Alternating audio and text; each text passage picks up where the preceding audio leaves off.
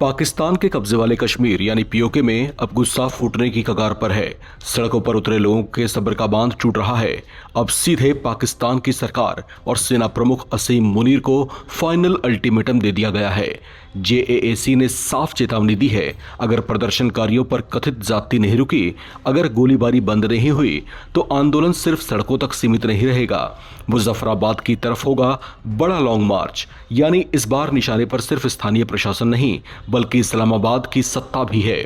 सवाल है, क्या पीओके में पाकिस्तान के खिलाफ एक और बड़ा जन आंदोलन खड़ा होने जा रहा है? दरअसल पीओके में विरोध प्रदर्शनों की अगुवाई कर रही जॉइंट अवामी एक्शन कमेटी यानी जेएसी ने शहबाज शरीफ सरकार और पाकिस्तान की सेना को कड़ा संदेश दिया है।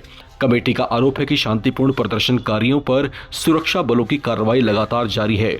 जेएसी नेताओं ने चेतावनी दी है, अगर बल प्रयोग नहीं रुका तो बड़े पैमाने पर लामबंदी की जाएगी और मुजफ्फराबाद की ओर लॉन्ग मार्च निकाला जा सकता है।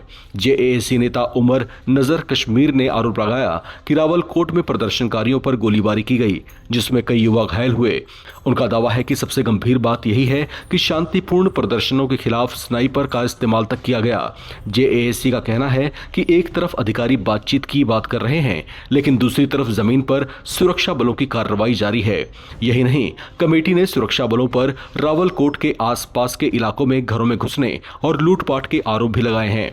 अगर ये आरोप सही साबित होते हैं तो मामला सिर्फ विरोध प्रदर्शन और पुलिस कार्रवाई का नहीं होगा, बल्कि आम लोगों के बीच पाकिस्तान की सुरक्षा व्यवस्था को लेकर गहरे गुस्से का सवाल बन जाएगा।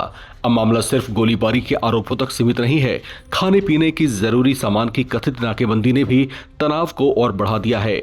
जेएसी नेता ख्वाजा मेहरान का आरोप है कि रावलकोट के आसपास तैनात सुरक्षा बल जरूरी सामान की आवाजाही रोक रहे हैं।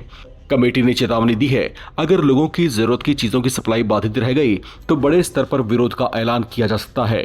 सबसे बड़ा सवाल, पीओके में यह गुस्सा आखिर क्यों बढ़ रहा है? बताया जा रहा है कि इलाके में लंबे समय से असंतोष चल रहा है। विधानसभा में शरणार्थियों के लिए सीट आरक्षण के मुद्दे से शुरू हुआ विरोध अब कई इलाकों तक फैल चुका है।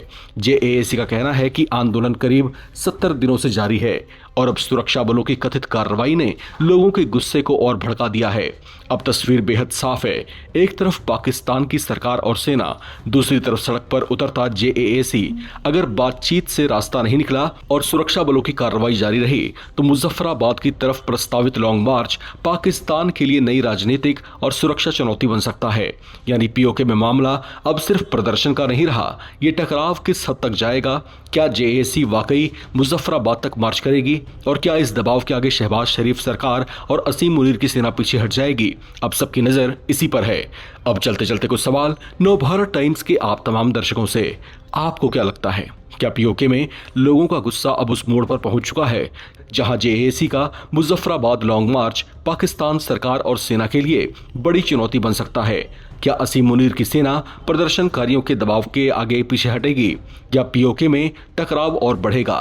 कमेंट करके अपनी राय जरूर बताएं। चैनल को सब्सक्राइब जरूर करें ताकि आप ना रहे किसी खबर से बेखबर। देखते रहें नवभारत टाइम्स।